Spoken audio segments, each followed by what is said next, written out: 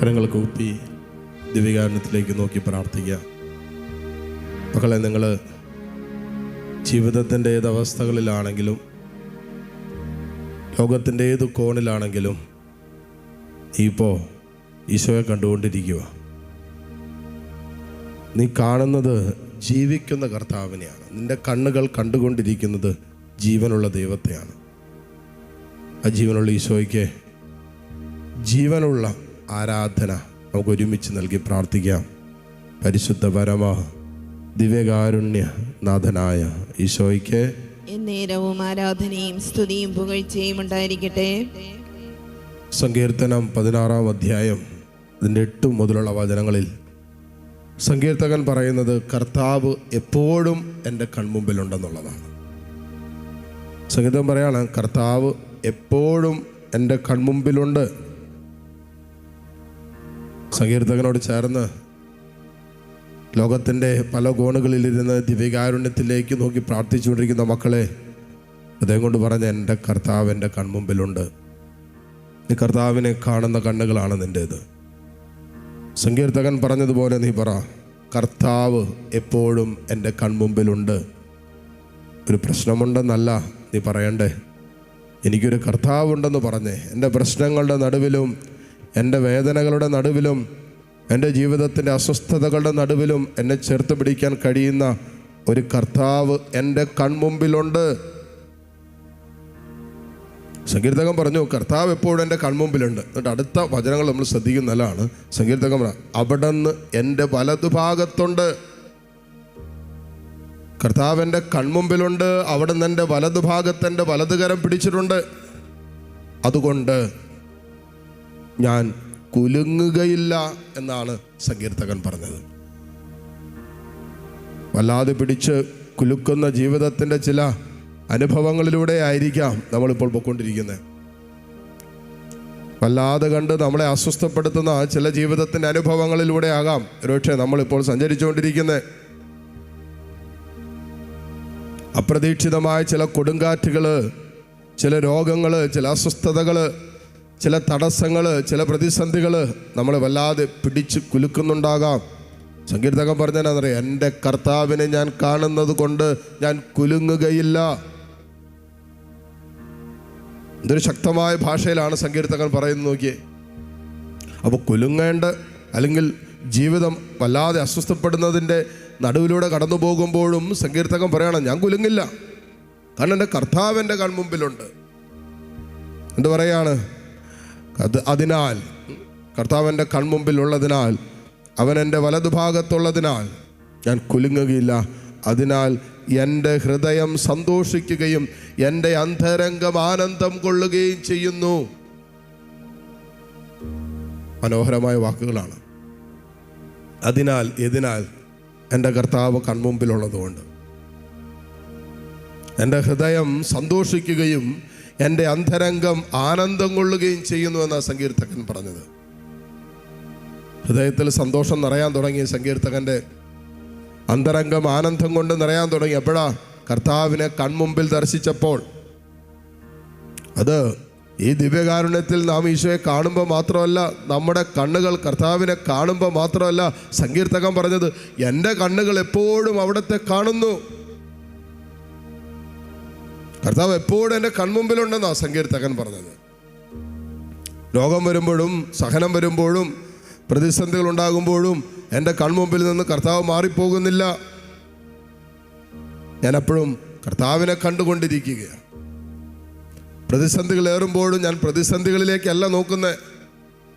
പ്രശ്നങ്ങൾ ഏറുമ്പോൾ ഞാൻ പ്രശ്നങ്ങളിലേക്കല്ല നോക്കുന്നത്.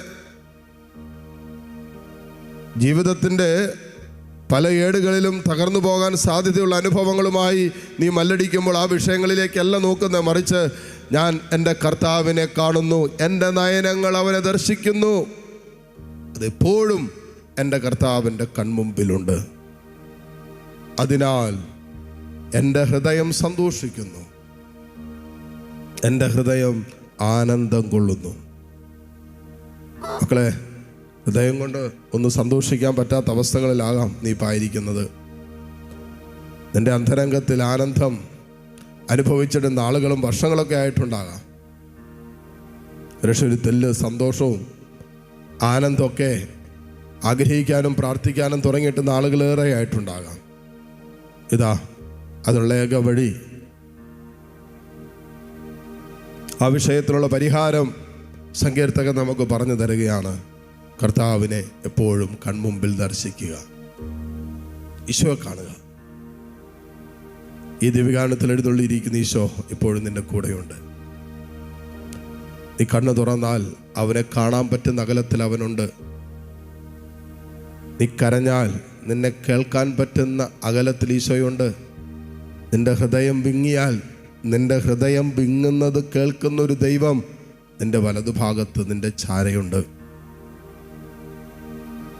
ഈശോ നിന്നെ കൈവിടില്ല, ഈശോ നിന്നെ തള്ളിക്കളയില്ല, ഈശോ നിന്നെ ഉപേക്ഷിക്കില്ല. വിശ്വസിക്കേ. എന്നിട്ട് സങ്കീർത്തകൻ കൂട്ടിച്ചേർക്കുന്ന ഇങ്ങനെയാണ്: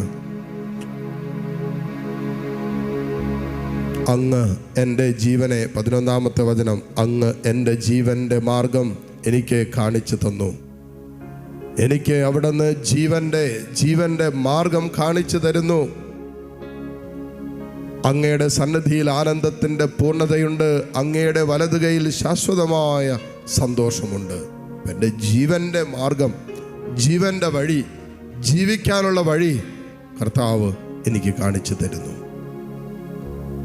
ആ വിശ്വാസത്തോടെ പ്രാർത്ഥിക്കാം. തമ്പുരാനെ, നിന്റെ കാരുണ്യത്തിൻ്റെ മുമ്പിൽ നിന്റെ കരുണയ്ക്ക് വേണ്ടി യാചിച്ച് പ്രാർത്ഥിക്കുന്ന മക്കളാണ് ഞങ്ങൾ. ജീവിക്കാൻ ഒരു വഴിയില്ലാത്ത മക്കൾ ഇതിനകത്തുണ്ട്. എങ്ങനെ ജീവിതം മുന്നോട്ട് കൊണ്ടുപോകുമെന്ന് ആലോചിച്ച് വല്ലാതെ അസ്വസ്ഥരായിരിക്കുന്നവർ ഇതിനകത്തുണ്ട്. തമ്പുരാനെ, നീ ഏറ്റെടുക്കണമേ, ഈശോയെ നീ ഏറ്റെടുക്കണമേ എന്ന് പ്രാർത്ഥിക്കുന്നു. ഇരുകരകൾ ദൈവസന്നിധിയിലേക്ക് ഉയർത്തിപ്പിടിക്കാം. സന്തോഷിക്കാൻ പറ്റാത്ത മക്കള്, വേദനയുടെ നടുവിൽ വല്ലാതെ ഭാരപ്പെടുന്നവർ, സങ്കീർണമായ പ്രശ്നങ്ങളുടെ നടുവിൽ, കുടുംബത്തിൻ്റെ വരുമാന മാർഗങ്ങളുടെ, ജോലി മേഖലകളുടെ ഒക്കെ പ്രശ്നങ്ങളുടെ നടുവിൽ ഒക്കെ വല്ലാതെ സങ്കടപ്പെട്ടും ഭാരപ്പെട്ടും കഴിയുന്ന മക്കൾ, ഈശോയെ നിൻ്റെ കരുണയാൽ എൻ്റെ ഹൃദയത്തിലേക്ക് നിൻ്റെ സ്നേഹവും നിൻ്റെ ആനന്ദവും ചൊരിയണമെന്ന് പ്രാർത്ഥിക്കാം.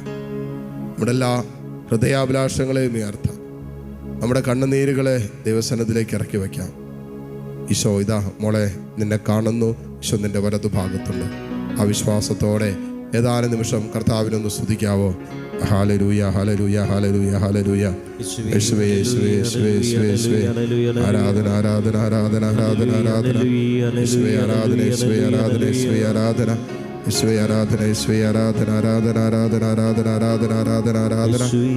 ഈശോയേ, ഈശോയേ, ഈശോയേ ആരാധന, ആരാധന, ആരാധന, ആരാധന, ആരാധന. Hallelujah, hallelujah, hallelujah. മനമുരുകി കരഞ്ഞിടുമ്പോൾ ദുഃഖിതനായി ഞാൻ കേഴും നേരം, മനമുരുകി കരഞ്ഞിടുമ്പോൾ ദുഃഖിതനായി ഞാൻ തീരും നേരം,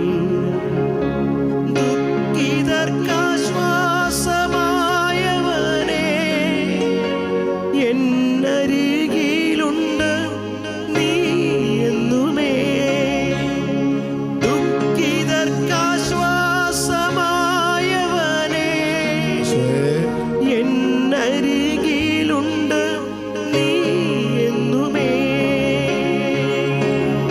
കണ്ണീരെല്ലാം തുടച്ചിടുവാൻ സ്വർഗാധിരാജൻ വന്നിടുന്നു. വേദനയാ നിറഞ്ഞിടുമ്പോ കണ്ണീർ തുടയ്ക്കാൻ വന്നിടുന്നു. ഒട്ടുമേലായിരിക്കാം. ദിവ്യകാരൻ ഈശോ നമ്മളെ ആശീർവദിക്കുന്ന നിമിഷങ്ങളാണ്. ആർക്കെല്ലാം വേണ്ടി പ്രാർത്ഥിക്കാൻ നമ്മൾ ആഗ്രഹിക്കുന്നുണ്ടോ അവരെയും, ഇപ്പോൾ ഈ ആരാധനയോട് ചേർന്ന് പ്രാർത്ഥിച്ചുകൊണ്ടിരിക്കുന്ന എല്ലാ മക്കളെയും, ഈ ദിവസം ഈ ആലയത്തോട് ചേർന്ന് പ്രാർത്ഥനകൾ സമർപ്പിച്ച സകലരെയും തമ്പുരാന്റെ കാരുണ്യത്തിലേക്ക് ഒരിക്കൽ കൂടി സമർപ്പിച്ചുകൊണ്ട് സ്തുതിച്ച് പ്രാർത്ഥിച്ച് ഈശോയുടെ ആശീർവാദം സ്വീകരിക്കാം. Hallelujah, hallelujah, hallelujah. Hallelujah, hallelujah, hallelujah, hallelujah, hallelujah. യേശുവേ, യേശുവേ.